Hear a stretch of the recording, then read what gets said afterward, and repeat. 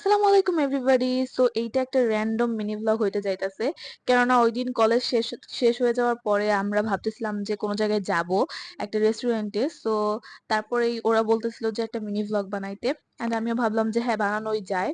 So টাঙ্গাইলে একটা new restaurant খুলছিল, যেটা নিয়ে অনেক ফেসবুকে ভিডিও দেখছি। আমি আম্মুর সাথে গেছিলাম একবার, বাট ওদের সাথে যাওয়া হয় নাই। তো ওখানেই আসলাম, বাট এত রোদ থাকার কারণে পরে আমরা ভাবি যে না, এইটায় থাকা যাবে না, অনেক রোদ ছিল। আর আমি এখন কি ভিডিও বানাইছি আমি নিজেও বুঝতে পারতেছিলাম না রোদের কারণে। পরে আমরা ওইটার নিচে যে রেস্টুরেন্ট ছিল সেইটাই যাই। ওই রেস্টুরেন্টটা অনেক লাইক কোনো মানুষ ছিল না, জাস্ট আমরাই ছিলাম। তো ফার্স্টে আমরা একটা বার্গার অর্ডার দেই, দুইটা দেই। আর বার্গারটা মজাই ছিল মোটামুটি। না, আমার কাছে ভালোই লাগছে, ওদের কাছেও ভালোই লাগছে।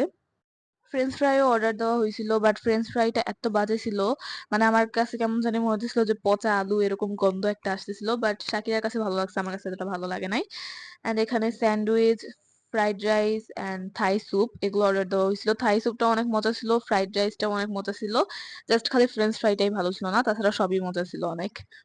ফ্রাইড রাইস আর থাই স্যুপ এই দুইটা মিক্স করে খাইতে সবচেয়ে বেশি ভালো লাগে। আর এখানে হলো শাকিরা থাই স্যুপের যে লিফটা থাকে ওইটা খাইতেছিল, চাবাইতেছিল। আমি বলতেছিলাম যে তোকে ছাগলের মতো লাগতাছে। ওই রেস্টুরেন্টে আমরা অনেকক্ষণ ছিলাম, মানে খাইতে যতক্ষণ লাগে, তারপর গল্প করতেছিলাম। এন্ড তারপর লাস্টে আমি এখানে একটু ফুল একটা ভিউ নিয়ে নেই। তারপর আমি আমার বাসায় চলে যাই। আর গাইজ, ওই দিন এত জ্যাম ছিল, আমি ওখানে 30 মিনিট রিক্সায় বসেছিলাম। So that's it for today's video. ভিডিওটা ভালো লাগলে লাইক এন্ড সাবস্ক্রাইব। বাই।